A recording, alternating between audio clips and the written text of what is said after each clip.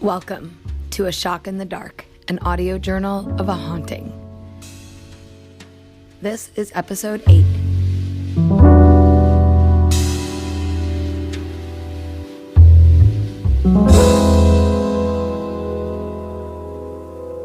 The following audio contains material that may not be suitable for children.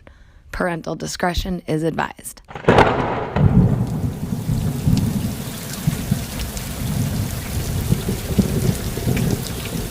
No, let me turn off this again. I don't know. I'm making too much noise. This is my audio journal. Today is Friday, May 7th. It is 9:13 p.m. Pacific time. This section of my journal will contain mentions of self-harm and, animals getting hurt and other disturbing stuff. So don't listen to it if that's too much for you. There's been so much going on. I have to get as much information in as compact amount of time as possible. And then I need to try to go to sleep. Here's what's transpired since I last recorded, at least. Yesterday, I got home and opened the door to my apartment, and it was just completely trashed. Not my usual messy self, but somebody had broken in and just taken everything out of every single drawer and spread it all over the place. I mean, there was stuff from the kitchen and the bedroom. My pillow was in the freezer. All my water bottles had been emptied on my mattress. Anything that was in the refrigerator was emptied out. I called the police, and it took forever for them to get here, but, I didn't want to touch anything until they got here. Too much crime TV shows, I guess, never touch the evidence. But they didn't care. I mean, they didn't care if I was they didn't care what was going on. They basically looked around, told me I should get an alarm or a camera. They asked me if I had renter's insurance, which I don't, and they told me I should keep my windows shut. I filled out a report.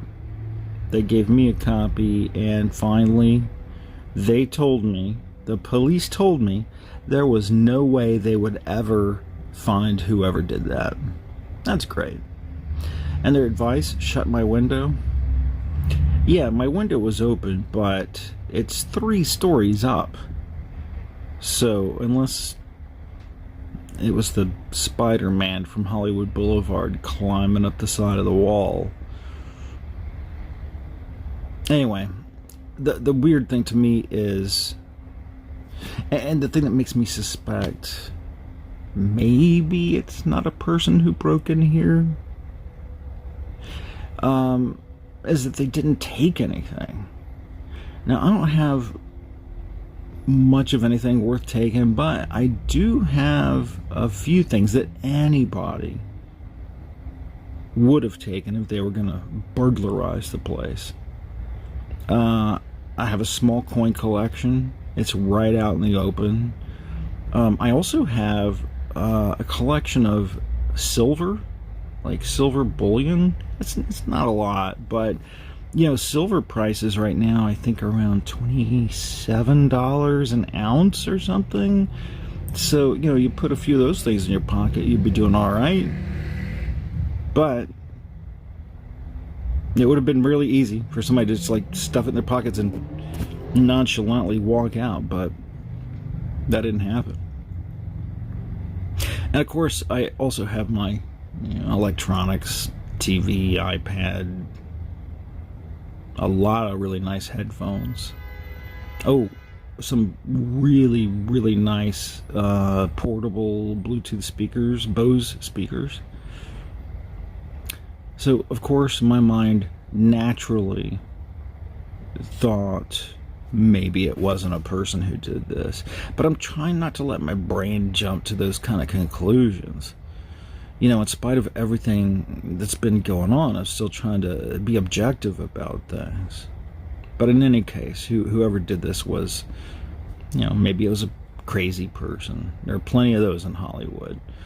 Or it could potentially be a personal thing, somebody trying to get at me, but, I don't have any real enemies or anything. Maybe there's some people who don't like me very much, but certainly nobody that would bother risking going to prison for breaking and entering just so they could get a good laugh by pouring water on my mattress. But the cops had just left they just left when I got a knock at the door, and it was the landlord, who we are calling Art. Art asked me, why the police were here and stuff, and I told him my apartment was trashed. He asked me not to tell the neighbors about it. He said he didn't want anyone in the building to panic. Although, come on. I think he really didn't want anybody in the building to know what a horrible neighborhood we all live in. But sorry, cat's out of the bag on that.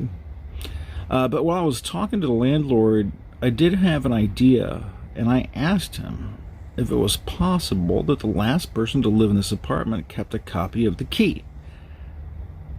At first he started telling me about, how it's the policy to change the locks when someone leaves, but then that broke down to maybe it was possible someone forgot to change the locks by mistake, but that would be highly unlikely.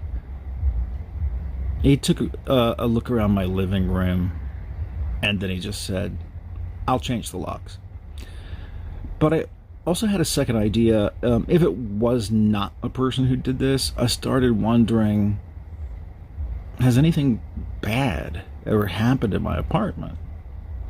So, without being too specific, here's what the landlord told me about the history of my apartment. And by the way, I was easily able to search and find and verify that every single one of these statements are true. First, a very famous rock star lived in my building when he was still poor, before he got famous. That was not my apartment, but still, it's kind of cool. But that doesn't help anything.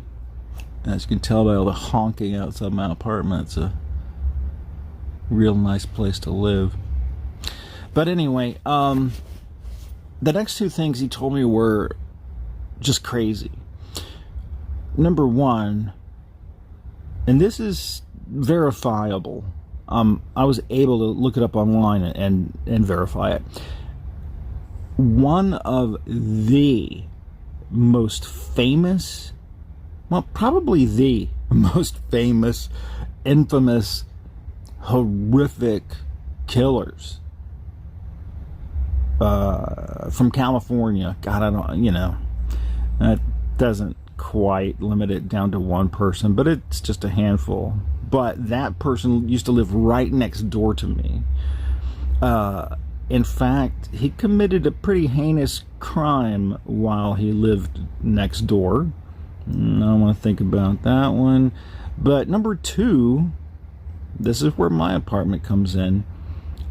A well-known musician was living in my apartment when he committed suicide. Now, just to be clear, he didn't kill himself while he was in my apartment. He did not die in my apartment. He was living here when he went somewhere else and died. But these things can be verified very easily. I'll think about mentioning who they are later on. But there's even a documentary that's pretty well known that was filmed partially in my apartment. It's crazy. I watched it. Like I said, I don't want to get too specific, but this is not exaggerated stuff. This is just the facts.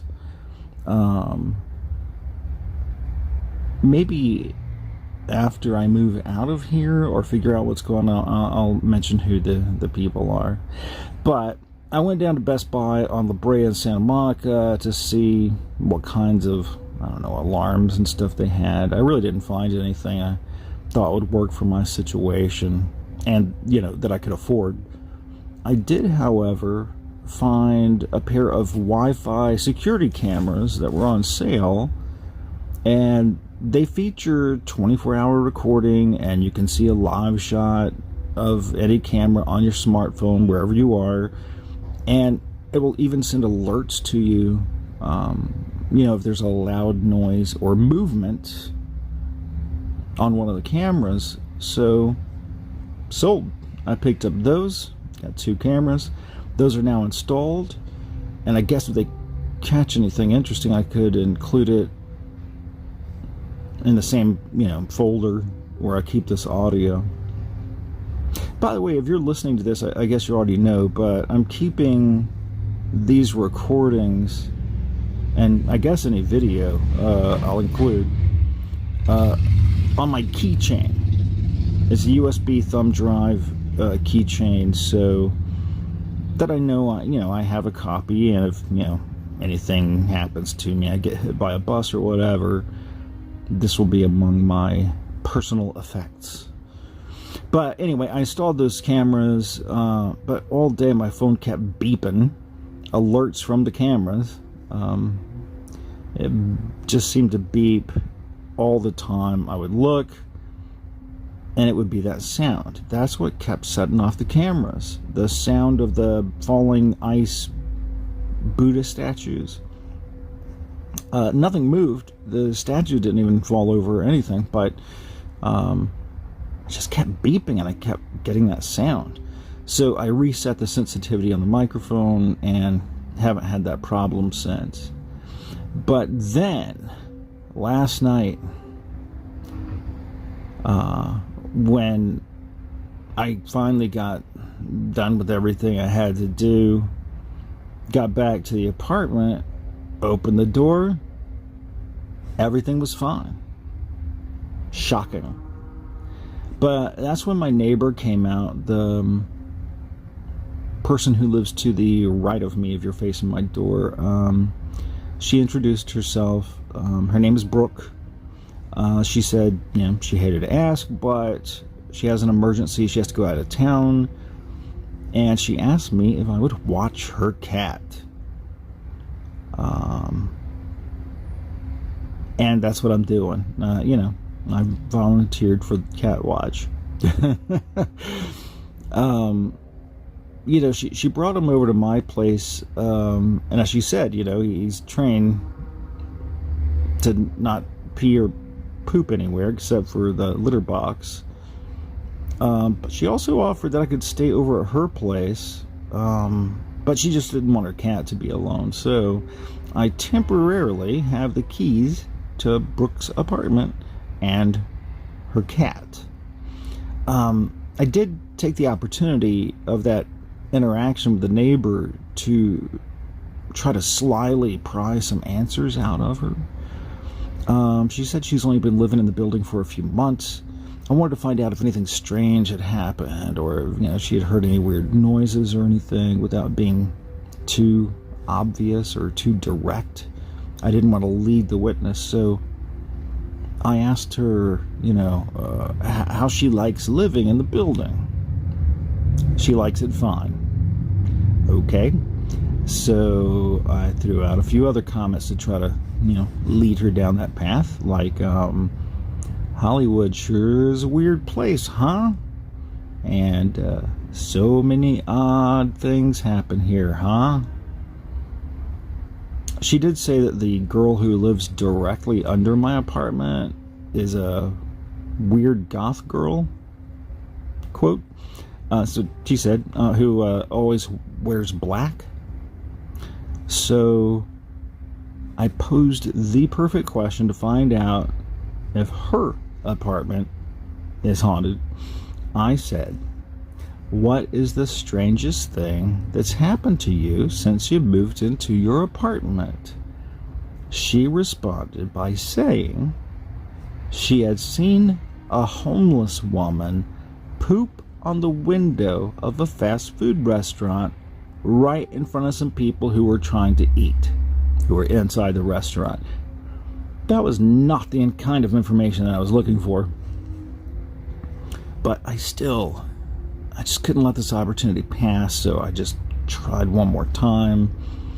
I went all in, and I finally said, they say that Hollywood is one of the most haunted places in America. Something about, all those crushed dreams. Her response, wow, I did not know that. So yeah, nothing from my neighbor. And she lives right next door. You'd think after all that she would say, hey, by the way, what is all that screaming and stomping around stuff going on in your place? By the way, when the landlord came by to change the locks, he said he had been thinking about what I said. And he said the last person who lived in my apartment couldn't have broken in because the last guy who lived in my apartment is dead. I didn't really want to know about that, but I felt like I had to know. So I asked how he died. And the landlord said that the man had been going through a messy divorce and had come to live in this apartment, during the separation from his wife. The divorce was really messy, and the neighbor complained that she could hear him crying at night through the wall. And one day he was a week or two late on the rent, and when Art had come up to the apartment to collect the rent, he smelled a bad odor coming from behind the door. So he called the cops for a welfare check, and when the cops finally arrived and opened the door, there was the lifeless body of the man's dog. The man was nowhere to be found, but his dog had died. A few weeks later, they did find the man, and he was dead, and it was clearly self-inflicted. And this is going to sound crass, but I can't help it. He didn't die in my apartment, so that's good. I don't know if dogs have souls. I don't know if dogs have ghosts, but I guess a dog did die in here. That's not good. But that's two people that I know of where both died outside of my apartment, but both were self-inflicted and both died while living in this apartment. Maybe that's something, maybe that's not. But the landlord was telling me this story with almost a sociopathic, blissful ignorance on how that might make me feel. His complete lack of understanding of how that might affect the way I feel living in this apartment disturbed me almost as much as the story did. I told him I don't want to know this kind of thing. And I asked him, how am I supposed to sleep knowing all that went on in my apartment? But he said something I thought was interesting. He said, how could knowing all that stuff that happened in your apartment change anything? He said there have been hundreds of people in and out of this apartment since it was built in the 20s. I can tell you firsthand, personal knowledge, that before that guy who died, there was a sex maniac that lived here, and before that, it was a guy who had to post sex crime signs up and down the block because apparently he peed in a school zone or something, and he had moved here from Texas, and he had to post these signs because technically he was an offender. He said the lady that lived before that, a guy who lived here, that lady was a guy who was a bartender down at the power station, nightclub, bar, pub, whatever, just a block down the street on Highland. He said, how do any of these people affect you and what you are doing here?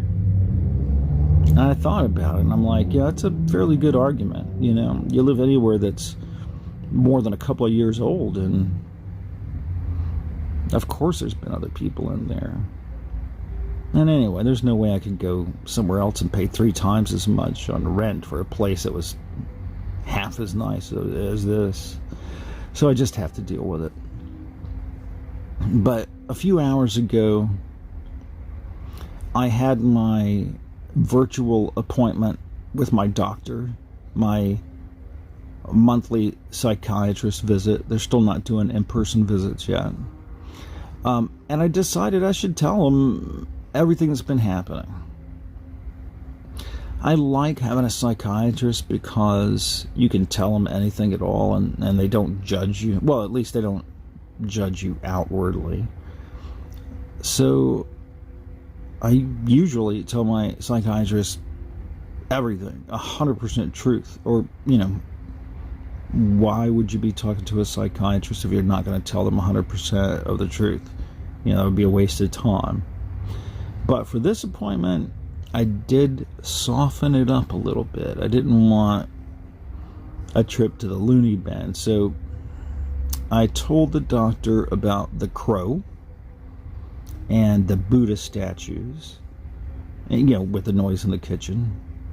The guy who lived in the apartment before I did, and then the musician who lived in the apartment at some point. My trash department, the cops coming by.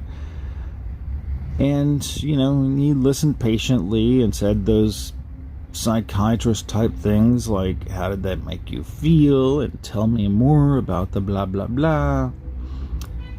But at the end, he had 2 suggestions. The first suggestion was I should get off my sleep medication.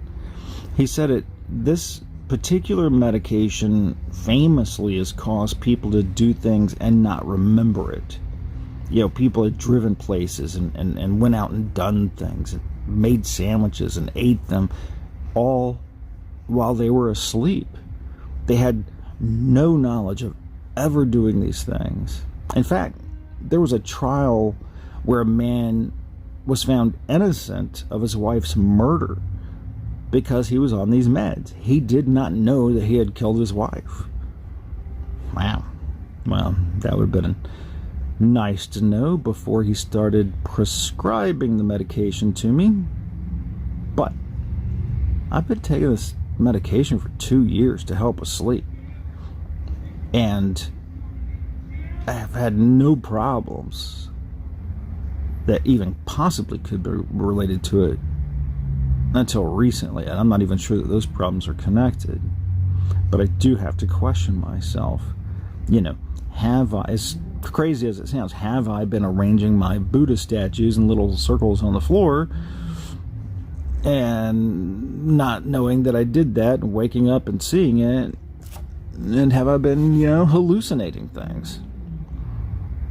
But the second suggestion from my doctor was he prescribed me a medication for anxiety and said I should take one of those every time I feel overwhelmed or helpless.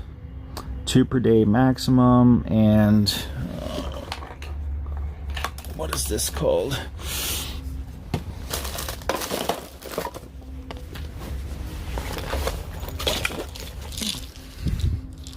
I don't know. The words are too little on the bottle. I'm old.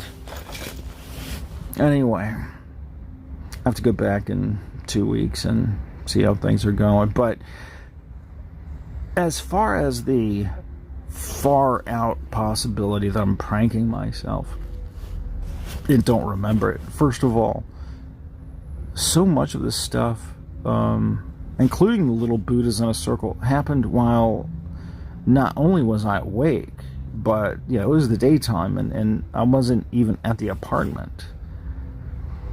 But I also have those security cameras now, so I will be able to see for sure if those little Buddhas get put in a circle or get knocked off the shelf or whatever. I'll be able to see for sure why that happened. So that's where I stand now. It's just me and Mr. Daisy,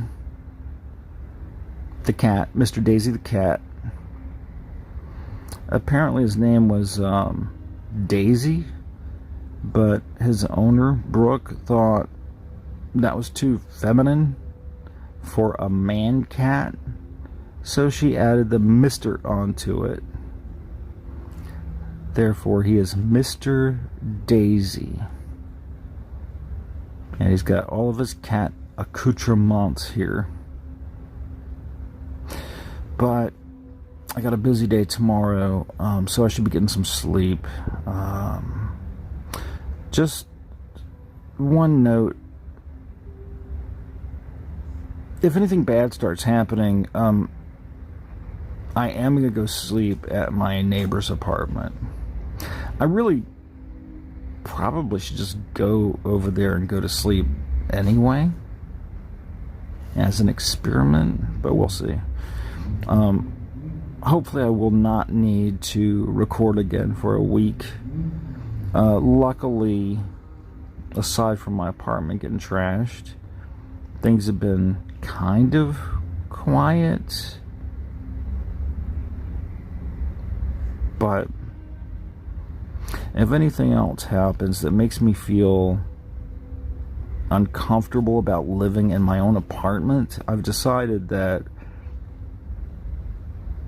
I'll take some pretty big steps into remedying it. I've decided that I can't be afraid of living where I live, the place that I pay to live. So I have made a couple of decisions about what my next steps are in handling that, but that's only if things continue or, get worse. And if it does, I will definitely tell you about that when we talk again. But no matter what, even if everything remains quiet, I will be recording by this time next week at the latest. Until then, again, I really do appreciate you listening to these recordings, because as odd as that sounds, as this is going to sound, knowing that someone is listening to this is exactly what I need right now. So, even though you're in the future, I'm in the past, I appreciate you. So, if I don't talk to you, have a good weekend and a good night, whoever you are. You've been listening to A Shock in the Dark, an audio journal of a haunting. For a free subscription to this series, push the subscribe button. To get an alert when the next episode posts, push the bell notification symbol. Post your questions or comments to the narrator in the comments section below. To contribute your recorded or personal story for this series, send it in an email to aSHOCKintheDARK@gmail.com. Until next time, as our narrator says, good night, whoever you are.